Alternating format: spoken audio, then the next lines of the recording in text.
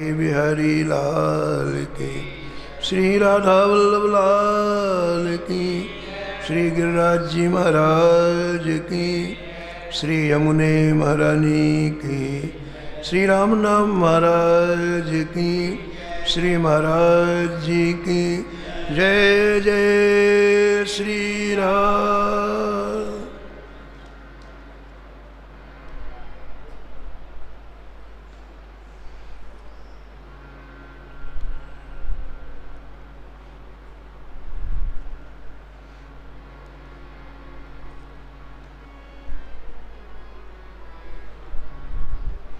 हरिवंश चरण बल चतुर्भुजो,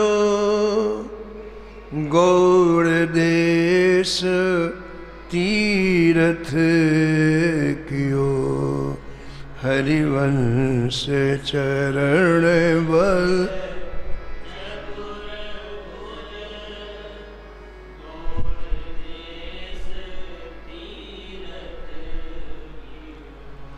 गायो भक्ति प्रताप, सवहि दासत दृढ़ायो।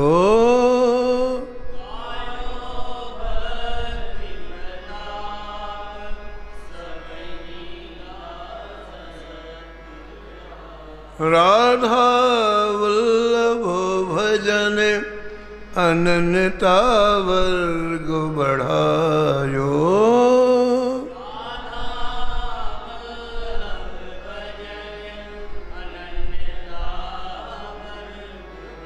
मुरलीधर की छाप कवित अति ही निर्दूषण। मुरलीधर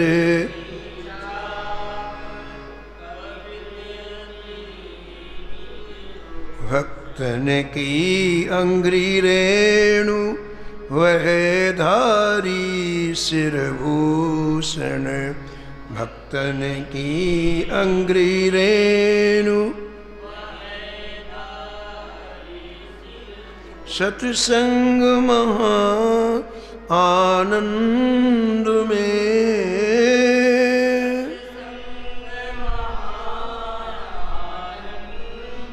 प्रेम रहत भी जो हियो। हरिवंश चरण बल चतुर्भुजो,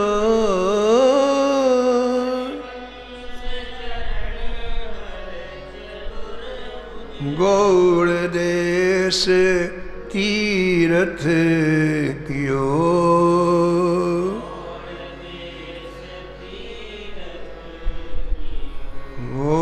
गौड़ देश तीरथ कियो।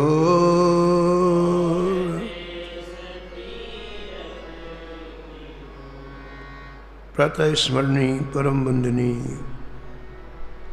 श्री भक्तमाल के रचयिता श्री नाभा गोस्वामी जी इस छप्पे में परम भक्त श्री चतुर्भुज दास जी का स्मरण किया है और निष्कर्ष के रूप में कहते हैं कि आपने संपूर्ण जीवन संतों की सेवा किया। संतों की चरण रज आप धारण करते और उन संतों के मध्य में आप निरंतर सत्संग करते। उस सत्संग का जो सुख था उसे नाभाजी महाराज कहते हैं कि महा आनंद, महा आनंद के समुद्र में जैसे किसी को डुबोया जाए, ऐसा सुख श्री चतुर्भुज दास जी को संतों के समीप में मिलता है। पूर्व प्रसंग में आपने श्रवण किया था कि संतों की जमात आई और उनके खेत में चने की फसल थी, तो चने उखाड़ करके सभी संत खाने लग गए। और जब रखवालों ने मना किया तो कहा कि हमारे ही खेत थे, चतुर्भुज दास जी का है तो हमारे ही है, हमारे हैं चतुर्भुज दास जी। और जब इस बात को चतुर्भुज दास जी ने सुना तो इतने प्रसन्न हुए कि संतों ने मुझे अपना कह दिया, मुझे अपना लिया। तो आप उन सभी संतों का सम्मान करने के लिए खेत में आए और अपने यहाँ ले जाकर के उनको भोजन कराया, सम्मान किया और विदाई की। यहाँ प्रियादास जी लिखते हैं, लीन्हो अपनाए आज जब तक किसी जीव को संत नहीं अपनाते हैं तब तक उस जीव को भगवान अंगीकार नहीं करते हैं। ये सूत्र है। दक्षिण में श्री वरदराज भगवान का मंदिर है। वरदराज इसलिए कि जल्दी प्रसन्न होकर वर देते हैं, इसलिए वरदराज भगवान कहा जाता है। वहाँ श्री कांचीपूर्ण स्वामी जी अपनी सेवा से ठाकुर जी को प्रसन्न कर लिया। और जब ठाकुर जी प्रसन्न होते हैं तो दर्शन देते हैं। तो श्री वरदराज जी इन्हें दर्शन देते, रात्रि में दर्शन देते, इनसे बात करते, बड़ा सुख मिलता। खूब बातें करते, बड़ी प्रिय बातें करते ठाकुर जी, बड़ा सुख मिलता। धीरे धीरे इनकी हिम्मत बढ़ने लग गई श्री कांचीपूर्ण स्वामी की। तो उनके मन में आया कि जैसे हनुमान जी को राम जी ने गले लगाया था वैसे मुझे भी लगाएं, ऐसा मन में आया। लेकिन संकोच के मारे कह नहीं पाते थे। एक दिन जैसे ठाकुर जी आके प्रकट हुए तो आपने प्रणाम करके कहा, जय जय, मेरी बड़ी इच्छा है कि आप मुझे अपना आलिंगन प्रदान करें, अपने हृदय से मुझे लगा। तब तो श्री ठाकुर जी ने एक रहस्य की बात बताई। श्री वरदराज भगवान ने कहा कि कांचीपूर्ण जी, आपको पता होना चाहिए मैंने अपना हृदय संतों को दे दिया है। इसलिए जब तक कोई संत अपने हृदय से नहीं लगाता है और ये नहीं कहता है कि ये मेरा है, तब तक मैं उसको अपने हृदय से नहीं लगाता हूँ। दर्शन दे दूंगा, वरदान जो चाहिए वो दे दूंगा, हृदय से मैं उसी को लगाता हूँ जिसे संत कह देते हैं कि ये मेरा है। अब आपके मन में बड़ा चिंतन होने लगा कि मैं किस संत के पास जाऊं कि संत मुझे अपना कह दें। तो आप उसी दिन वहां से चले गए, वरदराज भगवान के मंदिर से चले गए। चलते चलते जंगल में एक स्थान था, वहां पहुंचे और बोले, महाराज मैं यहाँ रह के आपकी कुछ सेवा करना चाहता हूँ। बोले, हाँ क्या सेवा करोगे? बोले, जो आप कहोगे। बोले, गाय चरा लिया करो। बोले, ठीक है। वहाँ 15-20 गायें थीं। तो कांचीपूर्ण स्वामी जी गाय चराने के लिए रोज जाने लग गए, बड़ी लगन से सेवा कर। गौ सेवा और शालिग्राम जी की सेवा में कोई अंतर नहीं है। पूज्य महाराज श्री मथुरादास जी महाराज कहते थे कि शालिग्राम जी सेवा में और गौ सेवा में कोई अंतर, उतना ही फल मिलता है। आप सेवा करने लग गए। बरसात का समय था, एक दिन पानी खूब बरसा, इतना पानी बरसा कि अंधेरा छा गया, दिखाई नहीं पड़ता कुछ। गायें सब वापस आश्रम चली आई। गायों को अंधेरे में भी दिखता है, वापस चली आई। लेकिन इतना जल बरस रहा था कि कांचीपूर्ण स्वामी एक वृक्ष में चढ़ गए, क्योंकि जब जल बरसता है जंगल में तो जो बिल होता है उसमें पानी घुसता है, फिर सांप निकलते हैं बाहर, हिंसक जीव निकलते हैं जो गुफा में रहते हैं, बिल में रहते हैं। तो आप वृक्ष में चढ़ गए कि पानी जब बंद होगा तब वापस जाऊंगा। अब पूरी रात्रि इंतजार करते रहे, वो महात्मा के आए नहीं, आए नहीं, आए नहीं। उनको लगा ऐसा तो नहीं कि जंगल में कोई हिंसक पशु खा गया हो। तो अपने कुछ ब्रह्मचारियों को लेकर के रात्रि में जब पानी बंद हुआ तो महात्मा जिनके यहाँ रह रहे थे खोजने के लिए निकले। अब जंगल में तो अंधेरा रहता है, वहाँ कोई लाइट वाइट तो रहती नहीं। तो महात्मा आवाज़ लगाते, ओ मेरे ग्वारिया कहाँ हो, ऐसा आवाज़ लगा। ऐसे एक बार आवाज़ लगाई, 2 बार, तीसरी आवाज़ सुनाई पड़ गई। पेड़ में चढ़े तो कांपते हुए, ठंड तो थी। अरे मुझे महात्मा जी बुला रहे हैं। बुला तो रहे, इन्होंने मुझे मेरा भी कह दिया, मेरे ग्वारिया। ओहो, काम बन गया। भगवान ने कहा था कोई संत मेरा कह देगा तो मैं हृदय से लगा लूंगा। महाराज तुरंत वृक्ष से नीचे उतरे और जहाँ वो खोज रहे थे वहाँ पहुँच गए। कांचीपुर जी प्रणाम किया, उनके साथ वापस आए और रात में वहाँ से गायब हो गए। सीधे आए वरदराज भगवान के मंदिर में और जैसे प्रणाम किया, ठाकुर जी ने दोनों हाथ फैलाए और अपने हृदय से लगा लिया। तो जब तक किसी जीव को संत नहीं अपनाते तब तक भगवान उसे हृदय से नहीं लगाते, अपना दिव्य आलिंगन प्रदान नहीं करते। ये सूत्र भक्तमाल में इस प्रसंग में दिया गया है। श्री नाभाजी महाराज ने अंतिम पंक्ति में लिखा, गौड़ देश तीरथ कियो। उसका भी एक प्रसंग कुछ दूसरी भक्तमाल में लिखा हुआ है। उस गौड़ देश में एक प्रसिद्ध बाग था। महाराज 100 एकड़ में वो बाग बना हुआ था। बड़े बड़े फलदार वृक्ष थे, सरोवर था, कुआं था।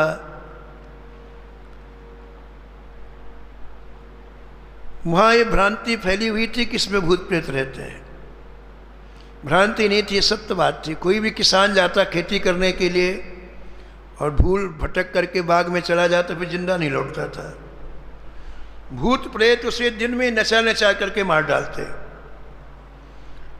इसलिए कोई उस रास्ते में नहीं जाता था जहाँ वो बाग था। हजारों भूत प्रेत रहते थे। भूत प्रेत होता कौन है?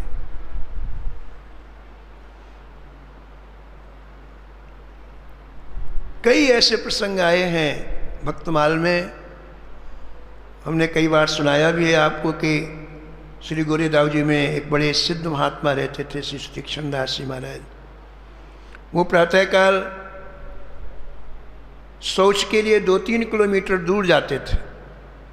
कभी आश्रम में लेटरिन बाथरूम का उपयोग नहीं करते थे, कमंडल लिया और सीधे जाते थे। तो रास्ते में उन्हें बहुत से लोग लेटे हुए दिखाई पड़े सुबह सुबह। उन्होंने पूछा, ये आप कौन हो? बोले, हम प्रेत हैं, भूत प्रेत हैं। यहाँ क्यों आए हो? बोले, महाराज यदि आप इतना कह दें कि इनके अपराध क्षमा हो जाए तो हम भूत योनि से चले जाएंगे, मुक्त हो जाएंगे। हम लोगों को पता है कि कौन हमको भूत योनि से मुक्त कर सकता है।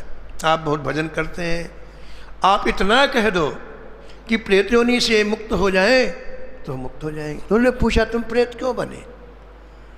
तो उन्होंने कहा कि हम सब वृंदावन में रहने वाले मंदिर के पुजारी हैं। हमने ठाकुर जी की संपत्ति चुराई, संपत्ति का उपयोग अपने घर में किया, उस कारण हमें प्रेत बनना पड़ा। वो महात्मा स्वयं बता रहे थे, यहाँ आते थे, अब उनका शरीर नहीं है। बोले, हमको दया लग गई कि बेचारे कितना कष्ट होता होगा प्रेत योनि में इनको।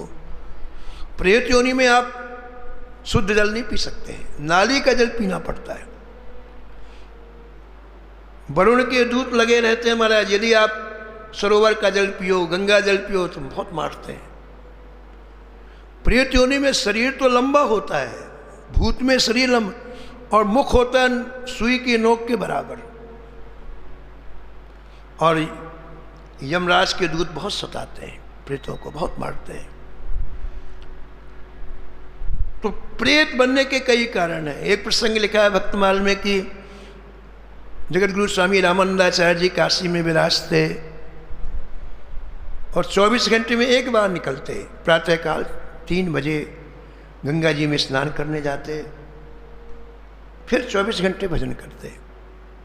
तो आप स्नान करके आ रहे थे तो उनकी कुटिया के बाहर एक काली छाया दिखाई पड़ी। उन्होंने पूछा, भाई कौन हो तुम? तो उसने कहा, महाराज मैं प्रेत हूं। क्यों यहां आए हो?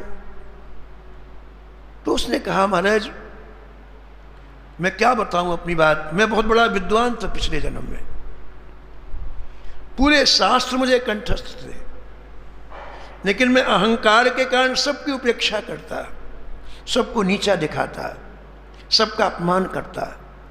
मैं विद्वान था ना, भक्तों का अपमान करता, संतों का अपमान करता, हर व्यक्ति का अपमान करता।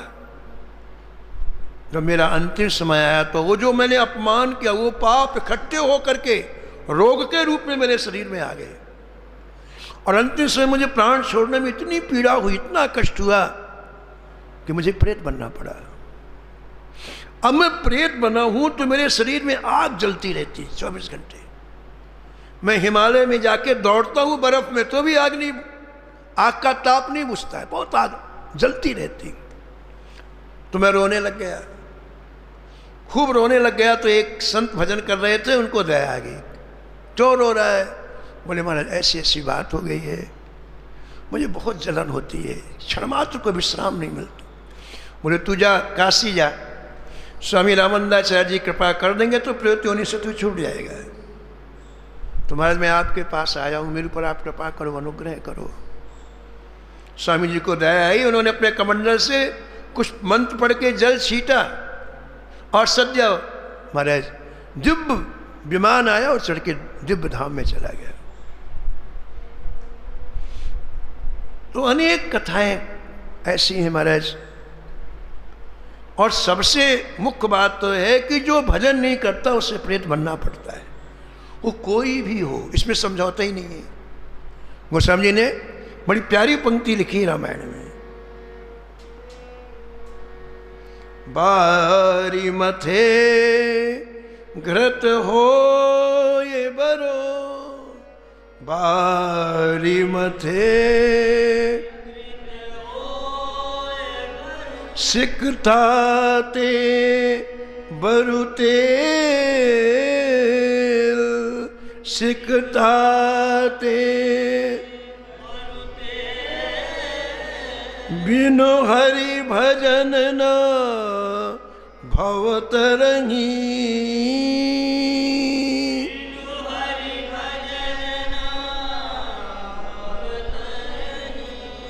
यह सिद्धांत अपेल, यह सिद्धांत अपेल। गोस्वामी जी कहते हैं कि पानी के मथने से घी कभी निकल जाए, निकलना मुश्किल है।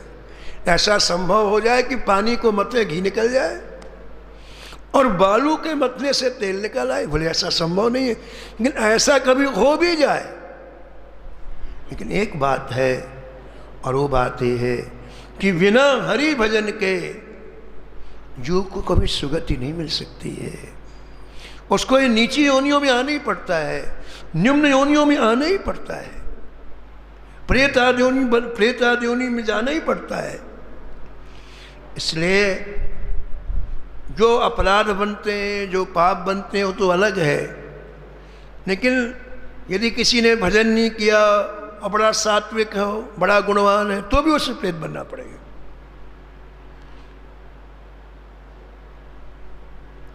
तो उस बाग में बहुत से प्रेत रहते थे। तो श्री चतुर्भुजदास जी अपने संतों के साथ गए तो उनको बाग बड़ा अच्छा लगा। तो उस बाग में बोले आज यहीं भजन करेंगे ठाकुर। 100 संत थे उस बाग में जाकर के सब प्रवेश कर गए।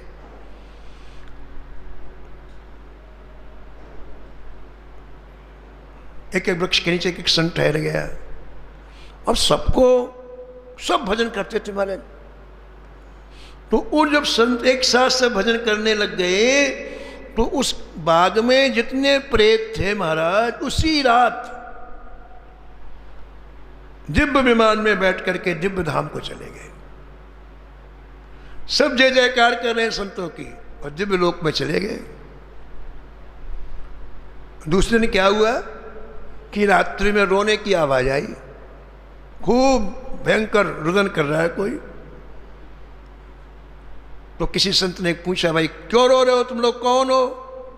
बोले महाराज हम लोग प्रेत हैं। क्यों रो रहे हो? बोले महाराज हमारे सब साथियों को तो आपने पहुंचा दिया, प्रेत योनि से मुक्त कर दिया और भगवान के धाम में चले गए। हम यहाँ नहीं थे, हम घूमने फिरने चले गए थे। कल हम घूमने फिरने चले गए थे और हम आए तो कोई नहीं मिला, यहाँ हमारे सब परिवार के चले गए। तो महाराज हम ऐसी दुख में पड़े रहेंगे क्या? ये देखिए पीछे यमदूत खड़े हैं, बहुत मारते हैं हमको, हमारे ऊपर कृपा करो, हमको भी प्रेत योनि से मुक्ति मिल जाए। तो श्री चतुर्भुज दास जी को दया आ गई उनको रोते हुए देख करके। बोले अच्छा बताओ तुम प्रेत योनि से कैसे छूटोगे? बोले महाराज आप जितने संत हैं, एक छोटा सा गड्ढा खुदवा दो आप, और जितने संत हैं सब अपना अपना चरणामृत उसमें डाल दें, चरणों को धोके जल उस गड्ढे में डाल दें। हम करीब 30 प्रेत बच गए हैं, बाकी तो सब चले गए, हजारों चले गए, 30 बचे हैं। तो उस गड्ढे के जल से चरणामृत पीते ही हम भी प्रेत योनि से मुक्त हो जाएंगे। महाराज संत दयालु होते, उन्होंने गड्ढा खुदवाया, अपने चरण धो धो करके जल उसमें भरवा दिया और वो प्रेतों ने जल पिया। तुरंत विमान आया महाराज, और विमान में बैठ करके जय जयकार करते हुए सब दिव्य लोक को चले गए। और जो यमदूत उनको मार रहे थे, 4 यमदूत, उन्होंने कहा अरे क्या हुआ? तो यमदूत सीधे यमराज के पास गए। बोले महाराज बड़े मुश्किल हो गया, संतों ने सारे प्रेतों का उद्धार कर दिया, सबके सब दिव्य लोक में चले गए। तो कैसे चले गए? बोले संतों का चरणामृत पिया और चले गए। तो यमराज ने कहा तुम लोगों ने क्यों नहीं पिया? तुम भी मुक्त हो जाते, तुम क्यों आए यहाँ पर? जब तुमने देखा कि प्रेत जल पी के मुक्त होके दिव्य विमान में जा रहे हैं, तो तुम लोग ऐसा क्यों, तुम भी पी लेते। भगवत चतुर्भुज चरण जल ले ले तरे जुभूत, बिना कृपा खाली गए धर्मराज के दूत, धर्मराज के दूत। तो धर्मराज जी अपने दूतों से बात कर रहे थे। उसी समय उसी गांव से एक ब्राह्मण की जीवात्मा को पकड़ के लाए यमदूत। उसको यमराज जी के सामने पेश किया गया। यमराज जी ने कहा अरे तू किनको उठा लाए? इसकी तो अभी आयु है, इसी नाम का दूसरा उसको लाना था। अरे जल्दी ले जाओ, कहीं जला ना दे इसको, उसके शरीर में वापस प्राण डालो, जीवात्मा को प्रवेश कराओ। अब महाराज यमदूत घबरा करके उस जीवात्मा को लेके वापस गए। उसको तो लिटा दिया गया था, चिता में लिटा दिया गया था, अग्नि लगने ही वाले थी। उसने वो उठ के बैठ गया। अरे बोलो मैं मरा नहीं, मेरी बात सुनो, मैं देख के आया हूं वहां का समाचार, मेरी बात सुनो, मेरी बात सुनो। वो महाराज चिता से ऊपर उठा, ब्राह्मण नीचे आया। बोले देखो भैया, एक खुशी का समाचार तो सुन लो कि हमारे बाग में जितने भूत रहते थे सबके सबका उद्धार हो गया है, अब कोई डरने की बात नहीं है। अब सुबह बाग में जाओ, दोपहर में जाओ, रात में जाओ, अब वो कोई उत्पात वहां नहीं होगा।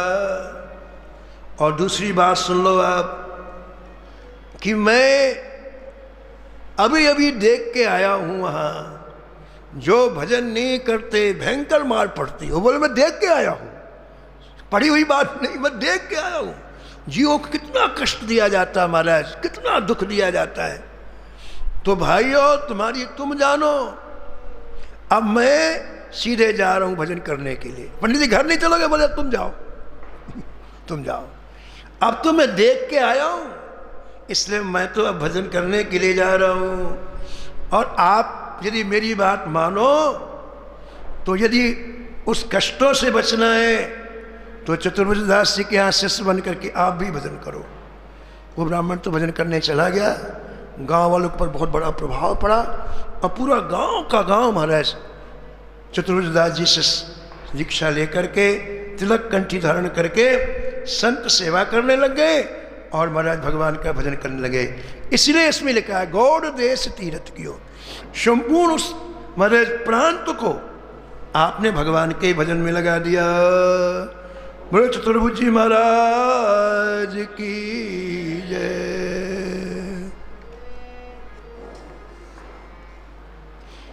एक छोटा सा चरित्र और है।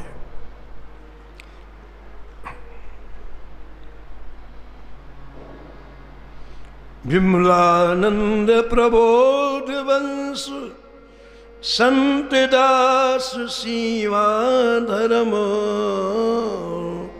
विमलानंद प्रबोध वंश संत दास सीवा धर्म। गोपीनाथ पदराग भोग 56 भुंजाए। गोपीनाथ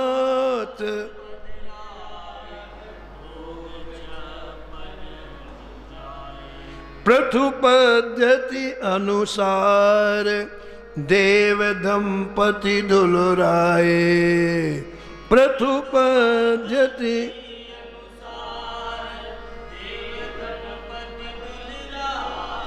भगवत भक्त समान ठोर धुए को बल गायो।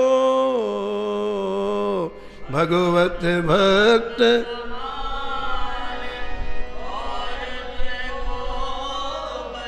कवित सूर सो मिलत भेद कछु जात न पायो।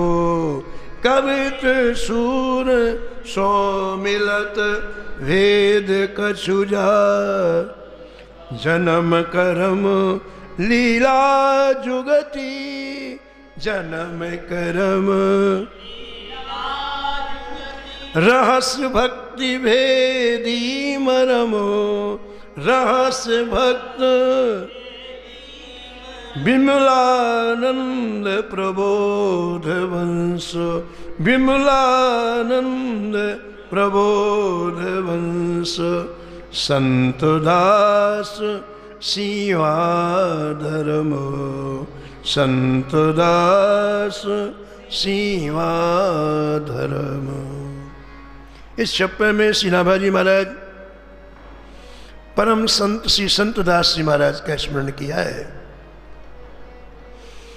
और निष्कर्ष के रूप में कहते हैं कि श्री विमलानंद जी के कुल में संत दास जी हुए जो वैष्णव धर्म का पालन करते थे।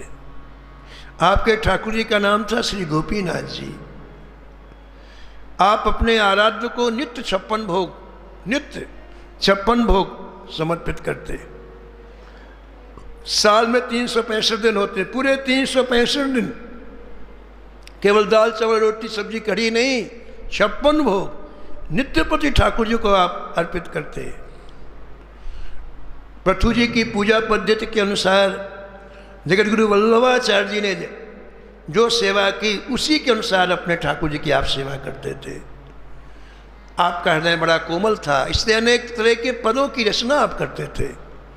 इतने सुंदर पदों की रचना करते हैं। नाभाजी महाराज लिखते हैं कि श्री सूरदास जी से बहुत कुछ कविताएं इनकी मिलती जुलती थी। आपने अपने पदों में ठाकुर जी के जन्म की लीलाओं का वर्णन किया, श्री ठाकुर जी की विविध लीलाओं का वर्णन किया है। आप श्री ठाकुर जी के अनन्य भक्त थे और श्री ठाकुर जी की लीलाओं के गुप्त रहस्यों को जानते थे। ऐसा नाभाजी महाराज संत दास जी का परिचय देते हुए वर्णन करते हैं। प्रियादास जी ने एक प्रसंग का वर्णन किया, बड़ा मधुर प्रसंग है, बहुत सुंदर प्रसंग है। बसत निवाई ग्राम श्याम सो लगाई मति बसत निवाई ग्राम। ऐसी मन आई भोग 56 लगाए हैं। ऐसी मन आई भोग 56 लगाए हैं।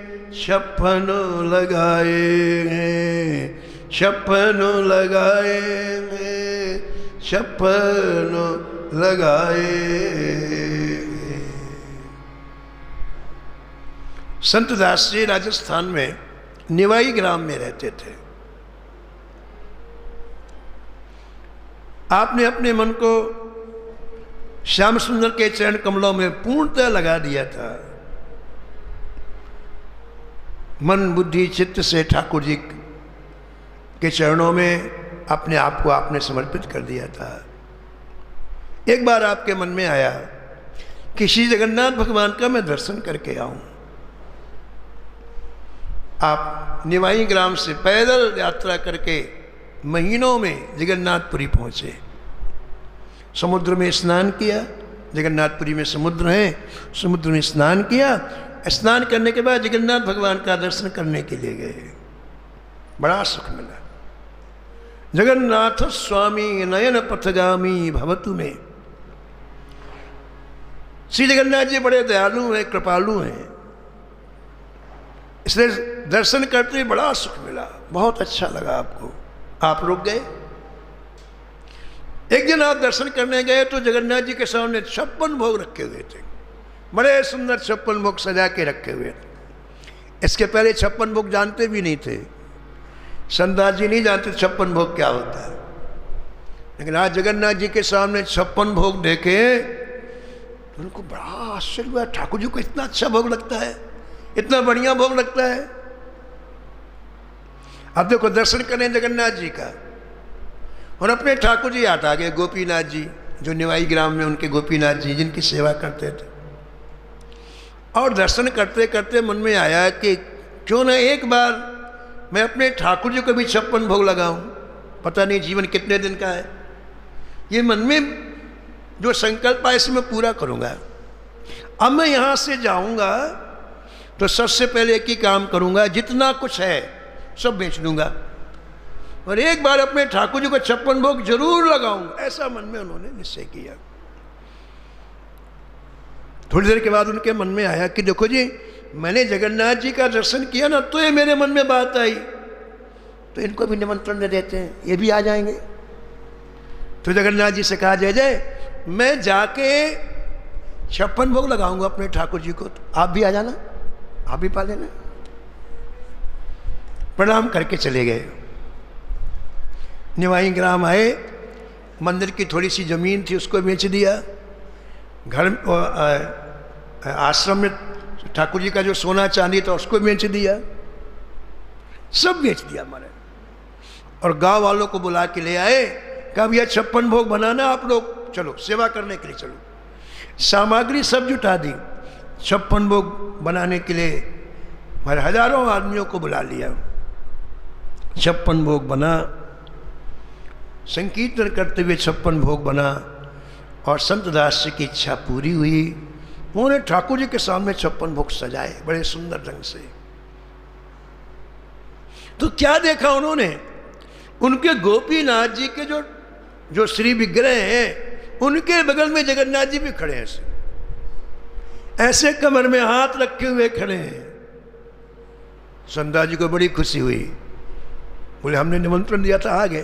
बोले अच्छा किया महाराज, जाओ आप भी आरोगो, सब 56 भोग आरोगो आप। सबसे कहा कीर्तन करो, सब लोगों को बैठा दिया। गांव वाले इतने इकट्ठे हुए थे ना, सबको बैठा दिया। कीर्तन होने लग गया।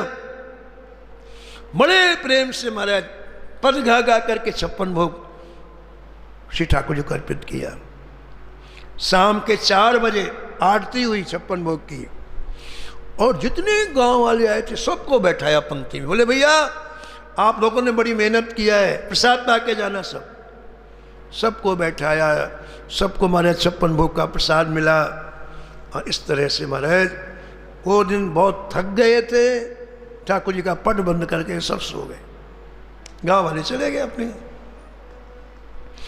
प्रातःकाल 4 बजे पट खोलते ठाकुर जी का संतदास जी। आज जब पट खोला ठाकुर जी का तो क्या देखा, ठाकुर जी के साथ में जगन्नाथ जी भी खड़े हुए हैं। तो विचार किया कि एक दिन का निमंत्रण करके आया था, ये तो गए ही नहीं, अरे एक दिन की बात थी। फिर सोचा कहना कुछ नहीं चाहिए, लेकिन अब मेरे पास तो कुछ है नहीं, मैंने सब बेच दिया। और अपने ठाकुर जी को तो कुछ भी लगा दो आप, नमक रोटी खिला दो, अब ये बाहर के ठाकुर जी हैं, इनको कुछ करना पड़ेगा। तो महाराज कैसे भी व्यवस्था करके कुछ चीजें विशेष बनवा दी और आज भी भोग लगाया गया। वो दिन चला गया। तीसरे दिन फिर सुबह महाराज उत्थापन के लिए मंदिर को खोला सुबह 4 बजे, तो जगन्नाथ जी खड़े थे और संतदास जी से नीरा आ गया। उन्होंने कहा महाराज एक दिन के लिए बुलाया था, जाओ, एक दिन के लिए बोला अब जाओ। जगन्नाथ जी बोले नहीं जाएंगे। बोले जबरदस्ती कोई क्या, आप जाओ। बोले नहीं जाएंगे। बोले महाराज अब मेरे पास आपको रोज 56 भोग पवाने की व्यवस्था नहीं है, मेरे पास तो सब मैंने बेच दिया है, इसे अपनी जगन्नाथपुरी में जाओ। वहां बोले नहीं जाएंगे, हम यहीं रहेंगे। क्यों रहोगे महाराज? बोले हमको तुम्हारे हाथ का बहुत अच्छा लगता है भोजन, हम जगन्नाथपुरी नहीं जाएंगे, यहीं रहेंगे। तो महाराज मैं व्यवस्था कहां से करूंगा, मेरे पास तो कुछ है ही नहीं। बोले व्यवस्था हम कराते हैं, वो तो हमको आता है, हम व्यवस्था कराते हैं। जगन्नाथ जी ने उसी रात स्वप्न दिया जगन्नाथपुरी के राजा को, कहा देखो हम जगन्नाथपुरी से यहां आ गए, निवाई ग्राम में आ गए, संदास जी के हम यहां ठहरे हुए, तुम जल्दी से हमारी आज्ञा है कि ऐसी व्यवस्था करो कि यहां रोज 56 भोग लगे। खुद ठाकुर जी अपनी व्यवस्था करते हैं।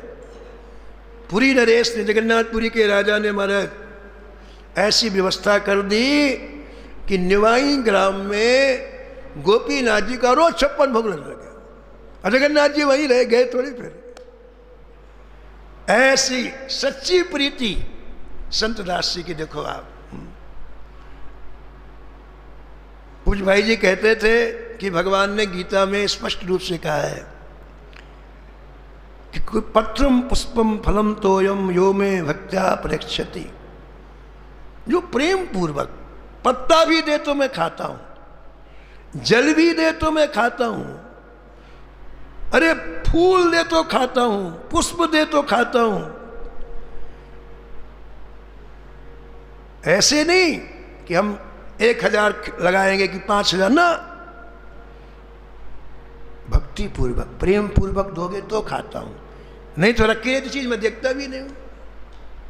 यह खास बात है। भक्ति का पुट होना चाहिए, संपुट होना चाहिए।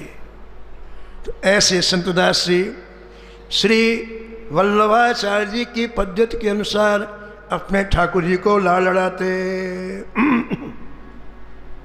वल्लभ संप्रदाय में बड़ी प्यारी सेवा लाल जी की जाती है। जसोदा तेरे भाग्य की कही न जाए, जसोदा तेरे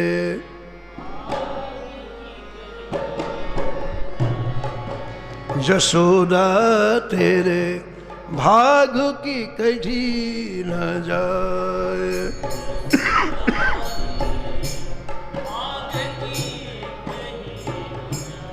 जो मूर्ति ब्रह्मादिक दुर्लभ, जो मूर्ति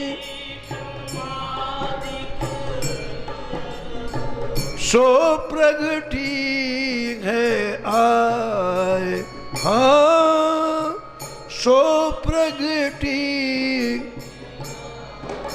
जसोदा तेरे भाग की कही न जाए जसोदा तेरे।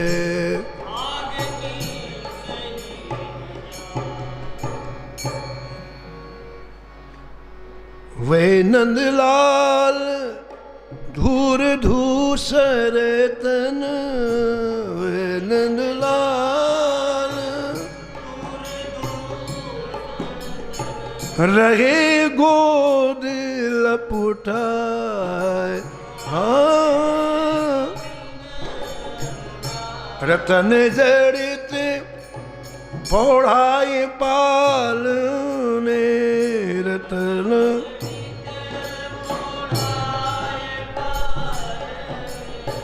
बदन देखो मुस्काए, बदन देखो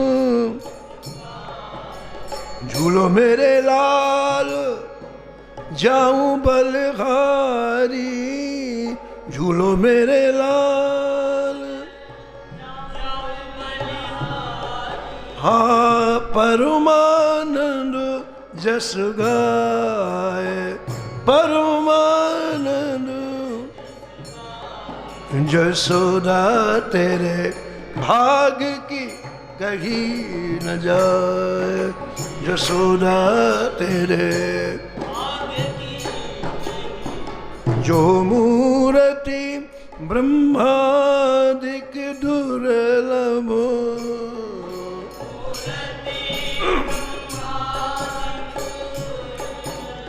सो प्रगति है आए, सो प्रगति जसोदा तेरे भाग की कही न जाए।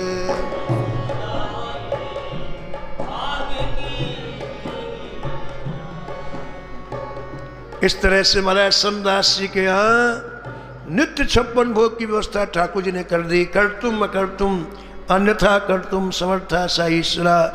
हमारी सच्ची लगन हो तो ठाकुर जी सब कुछ करने के लिए तैयार है।